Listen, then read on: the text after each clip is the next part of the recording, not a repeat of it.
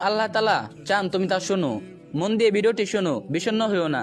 তোমার রিজিক, তোমার নিয়ামত যেটা আল্লাহ রেখে রেখেছেন তা কখনোই হারিয়ে যাবে না। যা তোমার তাকদিরে লেখা তা কোনোভাবেই অন্য কারো হতে পারে না। তাই অযথা দুশ্চিন্তা করো না। শেষ পর্যন্ত যেটা তোমার সেটা ঠিকই তোমার কাছে পৌঁছাবে, যত দেরি হোক না কেন। আল্লাহ জানেন তুমি কেমন অনুভব করো।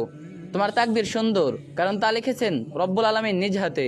সুতরাং মনে রেখো, তোমার তাকদির কখনো তোমার বিরুদ্ধে না, বরং তোমার জন্য। আল্লাহ যদি তোমার থেকে কিছু কেড়ে নেয় তাহলে তোমার ভালোর জন্য নিয়েছে, কারণ তিনি কখনো চান না তার বান্দা কোনো কষ্টে থাকুক। তোমাকে খারাপ পথ থেকে ভালো পথে আনার জন্য তোমার থেকে তোমার প্রিয় জিনিসটি তিনি কেড়ে নিয়েছেন, যেটা তোমার জন্য অকল্যাণকর হবে। সুতরাং কখনো আল্লাহকে দোষারোপ করো না। তিনি আজ তোমাকে সৃষ্টি করেছে বিধায় তুমি আজ এই দুনিয়া দেখতে পারছো।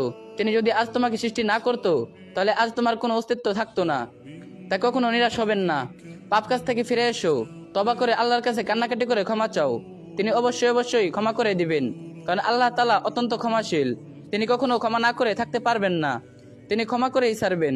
তাই দুশ্চিন্তা না হয়ে আল্লাহর কাছ থেকে ক্ষমা চাও, তিনি ক্ষমা করে দিবেন ইনশাল্লাহ। এই দোয়ার অন্তর থেকে আল্লাহ যেন আমাদের সবাইকে তার লেখা সুন্দর তাকদীরের উপর তাওয়াক্কুল ও সন্তুষ্টি দান করেন। আমিন। ভিডিওটি অবশ্যই একটা শেয়ার করে দিন, আর যে যত পারবেন কপি লিংক করে দিন।